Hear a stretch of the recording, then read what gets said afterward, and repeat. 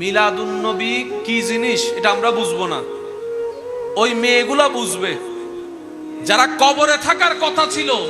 নবী আসার কারণে আল্লাহ দয়া করে তাদেরকে এখনো মাটির উপরে বসবাস করার সুযোগ করে দিয়েছেন। কন্যা সন্তান জন্ম হলে মেয়ের বাবা নিজেই কবর দিত, বুক কাঁপতো না। সেই বাচ্চা, একদিনের বাচ্চা, 2 দিনের বাচ্চা চিৎকার করে করে কান্না করত, উত্তপ্ত বালির উপরে শুয়ে থাকার সেই ছটপটানির কষ্ট কিন্তু বাবার হৃদয় কখনো গলাতে পারেনি। এইরকম সময় ছিল।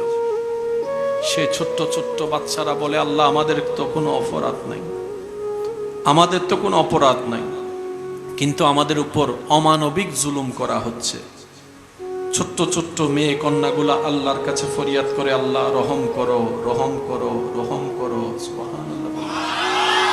বাচ্চাদের আকুতি মিনতি, আল্লাহ রহম করো, আমি তো আজকে চলে যাচ্ছি, পরবর্তী যারা আসবে কন্যা সন্তান তাদের যেন এভাবে চলে যেতে না হয়, তারা যেন বড় হতে পারে, মা বাবার আদর পেতে পারে, তারা যেন বাড়ির উঠানে খেলতে পারে, তারা যেন বাবার বুকে শুয়ে শুয়ে ঘুমাতে পারে। আল্লাহ আমরা না পাই, ভবিষ্যৎ যারা আসবে তারা যেন পায়।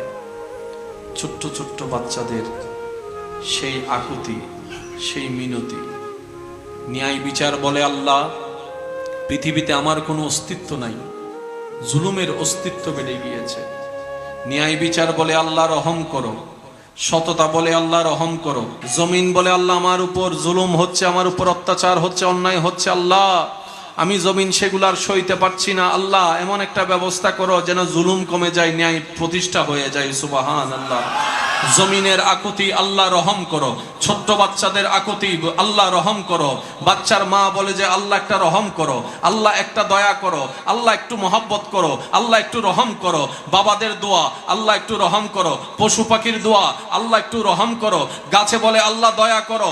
পানিয়ে বলে, আল্লাহ দয়া করো। ওই কঠিন পৃথিবীর অরাজকতার বিপক্ষে আল্লাহর সৃষ্টির পক্ষ থেকে আল্লাহর দরবারে হাজার লক্ষ কোটির দোয়া হয়ে যিনি দুনিয়ার জমিনে রহমত হয়ে এসেছেন, ন্যায় প্রতিষ্ঠা করার জন্য এসেছেন, মায়া কাকে বলে শিখানোর জন্য এসেছেন, মেয়েদের সম্মান বুঝাইতে এসেছেন, তিনি আপনার আমার নবী, নবী রাহমাতুল লিল আলামিন, যিনি 12 রবিউল আউয়াল ধরাতে এসেছেন। মিলাদুন নবী কি জিনিস এটা আমরা বুঝবো না, ওই মেয়েগুলা বুঝবে যারা কবরে থাকার কথা ছিল। নবী আসার কারণে আল্লাহ দয়া করে তাদেরকে এখনো মাটির উপরে বসবাস করার সুযোগ করে দিয়েছেন। এটা আমরা বুঝবো না, আমরা তো ফ্রি ফ্রি পাইছি। নিজের সন্তান মার ইজ্জত নষ্ট করতে দ্বিধাবোধ করতো না। তাদেরকে জিজ্ঞেস করুন নবী আসাতে কি লাভ হয়েছে। আমি শুনি নাই, আরো জোরে বলেন। গোত্র গোত্র মারামারি বন্ধ হতো না। তারা সন্তান জন্ম দিত নিজের জন্য নয়, গোত্রের পক্ষ হয়ে করার জন্য। যাদের ভবিষ্যৎ বলতে কোনো শব্দ ছিল, প্ল্যানিং বলতে কোনো শব্দ ছিল, আনন্দ বলে কোনো শব্দ ছিল, সারা দিন ভর মারামারি, পান থেকে চুন খসলে মারামারি, চতুর্দিকে অরাজকতা, অশান্তি।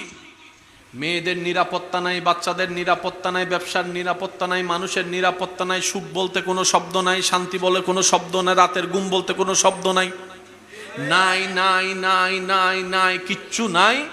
ওই হাজার ব্যতীত হৃদয়ের দোয়া হয়ে আল্লাহর পক্ষ থেকে রহমত হয়ে দরার বুকে যিনি আগমন করেছেন, তিনি আপনার আমার নবী রাহমাতুল লিল আলামিন।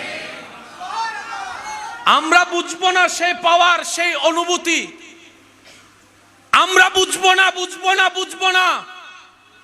আমরা তো সেই সময় দেখিনি। আমরা তো মায়ের কুল থেকে দুনিয়াতে এসেই আল্লাহু আকবার আজানের ধ্বনি শুনেছি।